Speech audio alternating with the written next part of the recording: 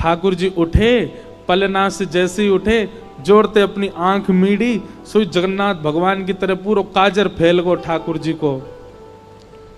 घुंघराले केश नेक बिखर रहे हैं, मोर पिछ अपने अपने शीश पर धारण कर रखा है।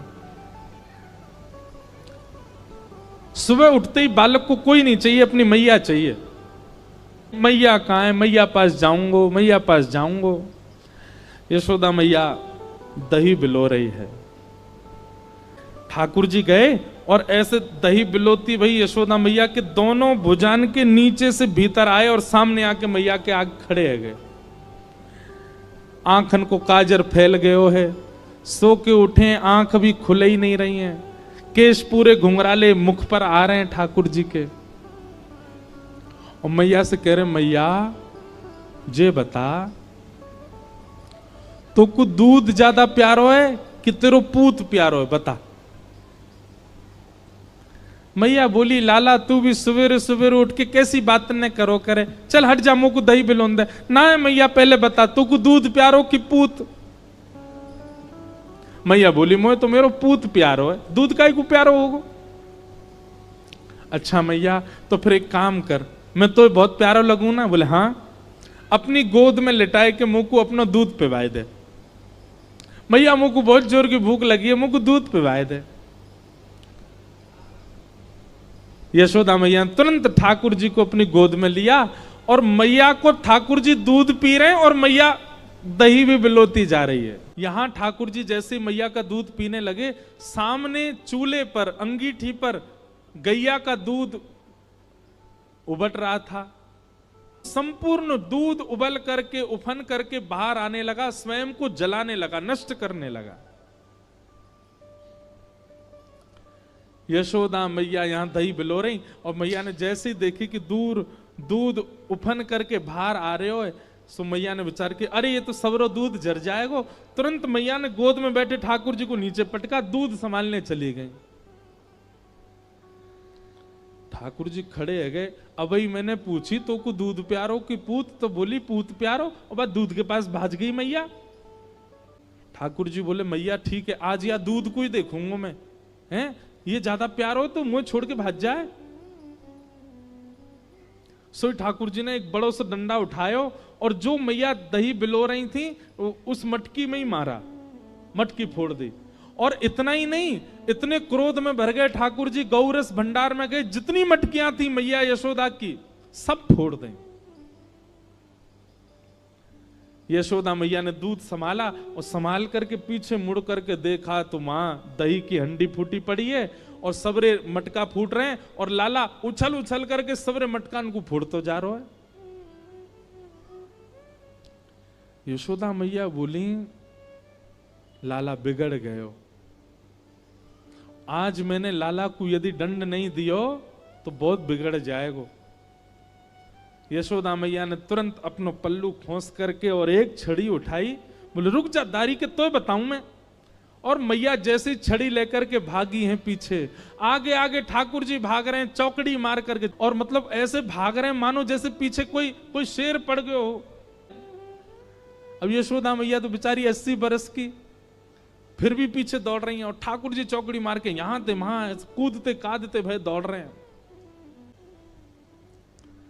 थोड़ी दूर पहुंचे होंगे कि यशोदा मैया तो थक गई और बीच रास्ता में बैठ गई, जोर जोर से सांस लेने लगी, अपने पसीना पहुंचने लगी। इतने में ठाकुर जी ने पीछे मुड़ के देखी और पीछे मुड़ करके देखी यशोदा मैया बैठ गई, एक वृक्ष की आड़ में चले गए और वहीं से कह रहे, मैया का भयो, तू भाग क्यों ना रही मेरे पीछे। यशोदा मैया बोली, लाला मैं थक गई हूं ना, अब बूढ़ो बड़ो शरीर है, तू इतना दौड़ावे मुंह को, अब मैं हार गई हूं। ठाकुर जी बोले, मैया, ठाकुर जी को चिंता हो रही है मैया की, मैया तेरी हार कैसे दूर होएगी। यशोदा मैया बोली, अच्छा सीधे कितने ठाकुर जी। यशोदा मैया बोली, मेरो लाला दौड़ के आवेगो और आके मुंह को अपने अंक में भर लेगो, सोई मेरी हार दूर रह जाएगी। सो ठाकुर जी एक बार तो दौड़े मैया की ओर और दौड़ के फिर रुक गए। मैया बोली, कहां भयो लाला, आजा। बोले ना है मैया, मैं ना आऊंगा। बोले क्यों? वो तेरे हाथ में जो छड़ी है ना, तू या तो मुझको बहुत डर लगे, पहले या को दूर फेंक तब आऊंगा। और कहा पता तेने या तो 2-4 बार मार दियो तो मेरे लग जाएगी मैया, पहले या को फेंक। मैया बोली सांची बता, या को फेंक दूंगी तो आ जाएगा? बोले हाँ। मैया ने जैसी छड़ी फेंकी, ठाकुर जी दौड़ करके गए, बिल्कुल विचार नहीं किया कि मैया मुझे पकड़ लेगी। दौड़ करके गए और मैया के अंग से लग गए और जाके मैया के प्रश्वेत संभालने लगे। मैया तू तू तू ठीक है, जा, तू हारे मत। यशोदा मैया को पहले तो बहुत सुख मिला, ठाकुर जी अंक में आ गए, पर थोड़ी देर बाद यशोदा मैया ने चेहरे का रंग बदला, कहने का ढंग बदला, तुरंत लाला पकड़ लिए जोर से। अब आयो हाथ में, चल तो बताऊं मैं अभी। ठाकुर जी बोले मैया तू तो यूं कह रही कि मैं तो ना पकड़ूंगी। बोले मैं तो झूठ बोल रही तो थे। अच्छा मैया तू झूठ बोल है, मैं तेरा लाला ना हूं आज के बाद, पूरे गोकुल में हल्ला कर दूंगा मैं तो नंद बाबा को लाला हूं, यशोदा को लाला ना हूं। यशोदा झूठ बोले, हाँ बोल दियो जाए करके। अब तो उखलते बांधूंगी और आज ना तो रोटी मिलेगी ना मक्खन मिलेगा, खड़ो रहे पूरे दिन, ऊधम मचावे।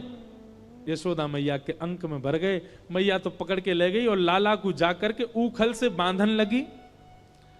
जैसे ही रस्सी ला करके मैया ने ऊखल से लाला के पेट में बांधनी चाहिए, सोई रस्सी छोटी पड़ गई। मैया बोली ये रस्सी छोटी कैसे पड़ गई? मैया गई और बड़ी रस्सी लेकर के आई। बोले हाँ अब याते बंध जाएगा। मैया ने जैसी ऊखल में लेकर के और जैसे ही ठाकुर जी को, ये छोटी पड़ गई। क्यों? तो कहते हैं दाम का मतलब होता है रस्सी और उदर का मतलब होता है पेट। ठाकुर जी सारी रस्सी को अपने पेट में भरते जा रहे हैं, इसीलिए उनका नाम पड़ गया दामोदर। यशोदा मैया ने सबरी गौशाला की रस्सी इकट्ठी करके एक तो एक बांध दी। अब तो बंधेगो, लेकिन अब के भी जब बांधा तो रस्सी फिर छोटी पड़ गई। यशोदा मैया एक क्षण आश्चर्यचकित होकर के ठाकुर जी की ओर देखने लगी। इतनी बड़ी रस्सी लेके आई, ये छोटी कैसे पड़ गई? और यशोदा मैया के चित्त में अचानक भाव उत्पन्न होने लगा। गर्गाचार्य जी कह के गए थे नारायण समो गुण, पर कहीं ये नारायण ही तो नहीं है, क्योंकि परमात्मा ही किसी बंधन में नहीं आ सकता। सामने खड़े भगवान ने जैसे ही देखा कि मैया मुंह को भगवान मान रही है, सोई ठाकुर जी ने कही मैया और कितनी जोर से बांधेगी, देख मैं तो बंध गो। तभी मैया देखती है कि वो रस्सी पूरी बंध गई और गांठ लग गई ठाकुर जी को, बंध गए ठाकुर जी।